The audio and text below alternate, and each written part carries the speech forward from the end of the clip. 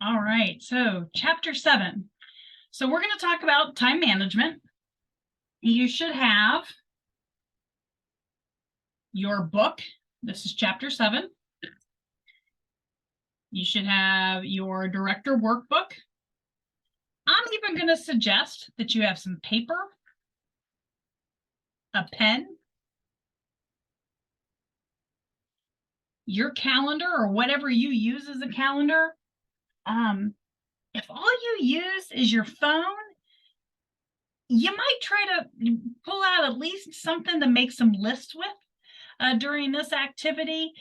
The very first thing when you think about time management is all of the different ways that you're managing time.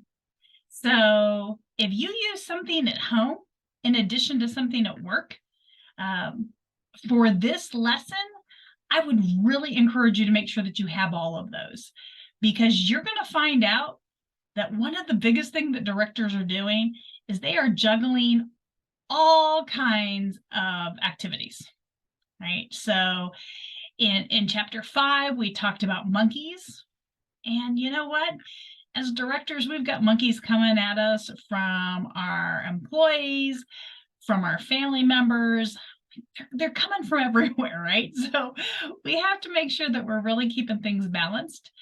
The last chapter, we talked about delegating. And so right now, we're going to talk about time management. And one of my favorite activities, and we've been doing this activity since, it was in our very first version of this course. So for 21 years, we've been doing this time self-assessment that's in the workbook. You really need to do it. So that's the first thing I want you to do. Go do that. Come back. You've read the chapter. So if you haven't read the chapter, read the chapter, because it's going to be kind of hard to follow along with me, or even to get anything else out of kind of what we're talking about, because I want you to be able to block out your schedule. So the branch out activity is block out your schedule. What are the tasks you need to do without interruption? And so one of the things, when you look at your schedule and you start thinking about how am I going to manage time? And if you've never listened to our podcasts, so we've got some time management podcasts that are going to be listed as additional resources. I would suggest that you listen to those. If you haven't listened to the additional monkey management. So monkey management is a lot on time management. Delegating has a lot to do with time management. Time management is time management, but these all work together. So chapters 5, 6, 7, they all work together, and we want to make sure that you are able to get them to all work together. Everything about this first section is about building a solid foundation for you as the director. Your secret to being less overwhelmed and to making sure that you are strong enough, that you feel like you've got this, is to make sure that you've got that foundation. So to get that foundation is to make sure that you understand who you are. So how do you manage your time? Everybody manages their time differently. How I managed my time in my 20s versus how I manage my time in my 50s, it's evolved. Now, part of that is technology. Part of that isn't, because you know what? I really liked my Franklin Planner in my 20s. My go-to in my 50s is my Franklin Planner. Now, part of that is because that's what I learned, and that's what I'm comfortable with. I didn't learn on a Google Calendar. I didn't learn on an electronic calendar. But I also learned by making lists and figuring out what was a priority. So when you start to figure out time and to-do lists go hand in hand.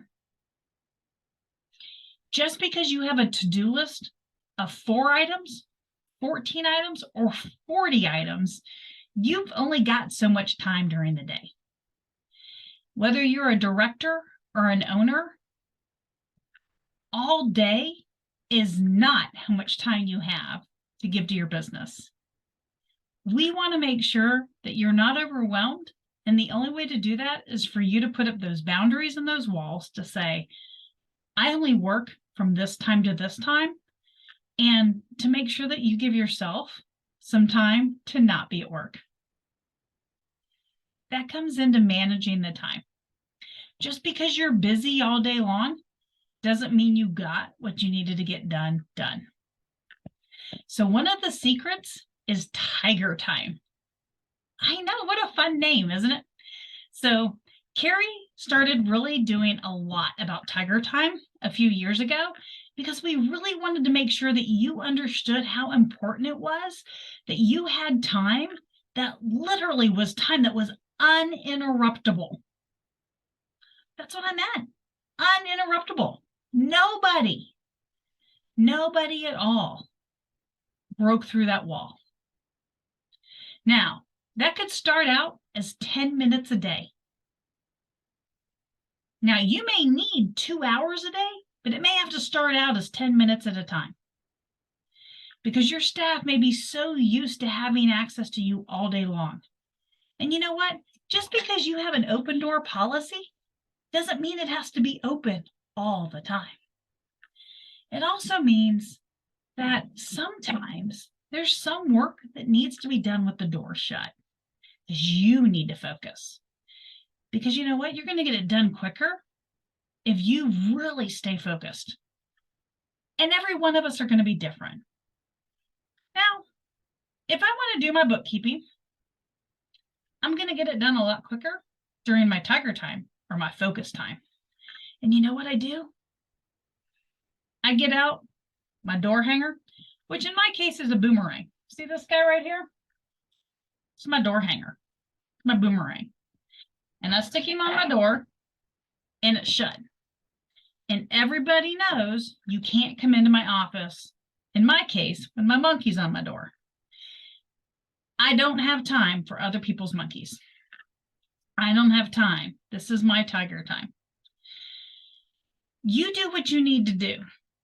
You send a message to people so that people know that they cannot come into your office during that time. And so when I'm doing bookkeeping time, I'm making podcasts, I'm doing videos for you, people know they can't come in, and that's okay. When you're doing an interview, you don't want your staff coming in. When you're having a conversation with parents, you don't want your staff coming in. If you're doing something that requires you to focus, you don't want your staff coming in. When you're making your list of things to do, put some sort of symbol, put a note, put a priority. In my case, I use the ABC method. Other people put 1, 2, 3. Some people just put a good old-fashioned star. Whatever that is, mark it so that you know that is something I've got to do. That is a priority. Now, how do you do that? I know that for some of us, this is just something we've been doing for so long that we're like, yeah, it's just what we do. But if this is your first time really having to learn how to manage time and what are my priorities, I want you to think through. Okay? So we're going to think through our day. And the very first thing is, what are the things that must be done? So anything that has to be done on that day, well, that's not even a question, right? Those have to get done on the calendar. So, but there's the have to be done that day, there's the should be done that day, and there's the I want to be done that day. And then there's the level of importance.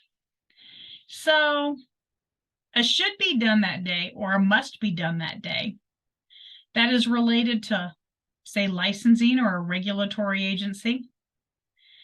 That might be related to a parent or a staff person.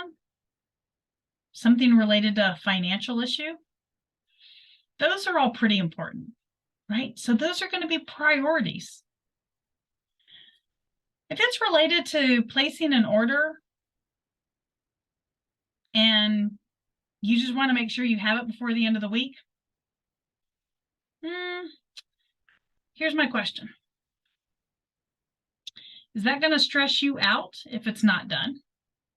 Is it going to cost you a lot of money if it's not done on time? Is that something that you can move from 10 a.m. to 3 p.m.? Okay, so these are all those kinds of questions. What are some things that you know happen the same time every day?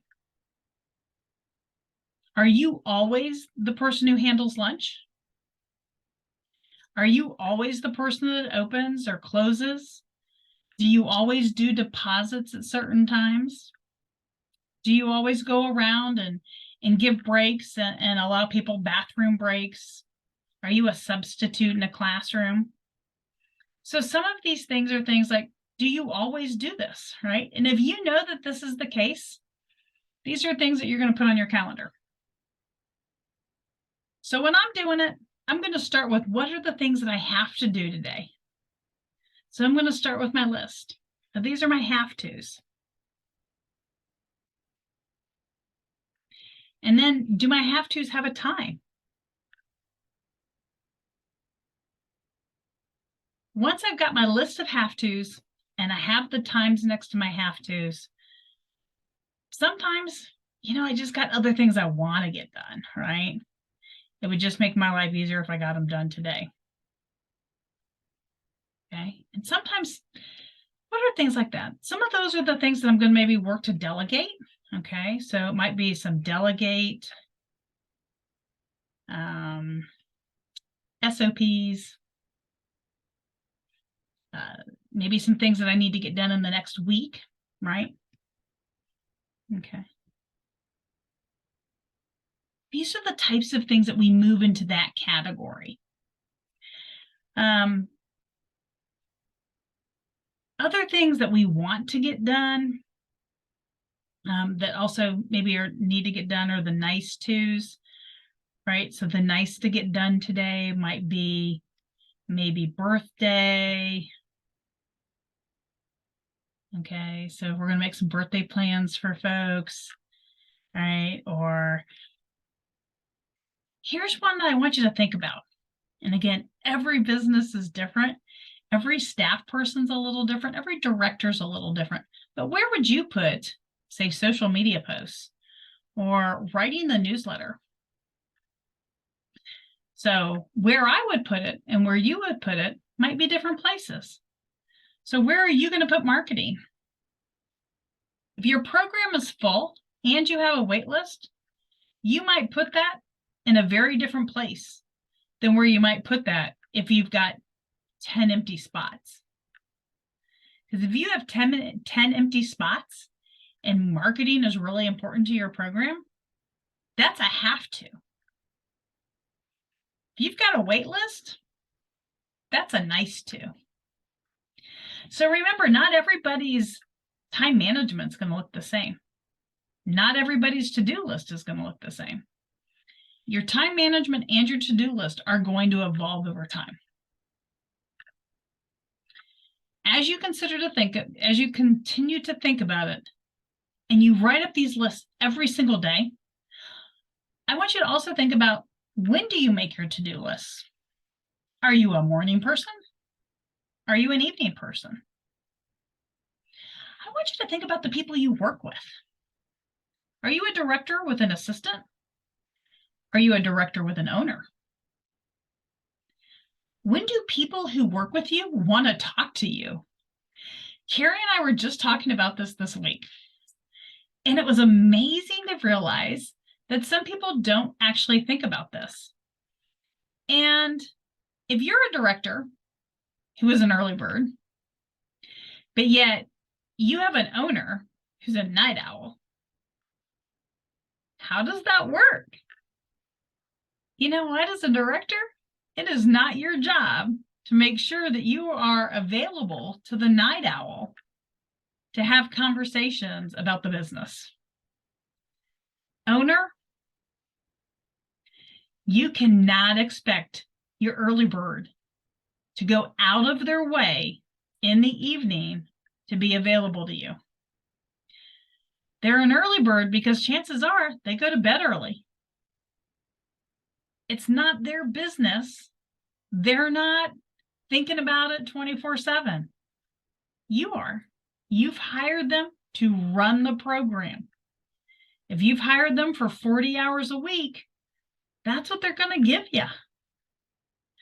So this is an opportunity where you as an owner are going to have to kind of stretch your wings a little. You're going to have to figure out how to get up a little early. And I know when your brain naturally wants to think about things. And that's where you got to pull out that paper and pen. That's where you got to look at the tools that are available. So one of my favorite tools, and again, this is where I love the fact that technology is really making things easier for us, because Marco Polo is one of those tools. I am not here to sell. I don't get anything off of a commission off of Marco Polo. But Marco Polo is a great resource. It's an opportunity for you to leave a message. You can just talk right into the app. You can leave a message. You can re-record it a couple of times if you need to. You can leave lots of little Marco Polos, and you can use it almost as a journal or a diary if you need to. And so the Marco Polo can be left and sent to that other staff person, vice versa. If you upgrade from free, you can even send text messages. And there are several different programs like that that allow you to text as well as send audios. There's WhatsApp. So find a solution that works for your organization, but think about it, talk about it, put the limits on it. Make sure that you guys talk about notifications. Again, just because you're sending things in the middle of the night, please do not expect your counterpart to respond immediately. Counterparts do not respond immediately. Don't give your employer or employee the expectation or the thought that you will respond immediately, because we don't want them to think that that's what you're going to do always. Especially if you go on vacation. If you're on vacation, use your vacation. That's what it's for, right? So if you're off the clock at 6 and, you're driving home, you're driving home. Don't be answering the phone. I don't care if your I don't care if your car can talk to you. Don't answer the phone. All right. So this is one of those opportunities where you need to make sure that you are taking care of yourself. And this is not just for one day. These are long-term take cares. All right. Thank you for joining us. Look for the next episode. You've got quizzes. That's what you're graded on. But we want you to get the most out of this class because we want to make sure that you are a successful director.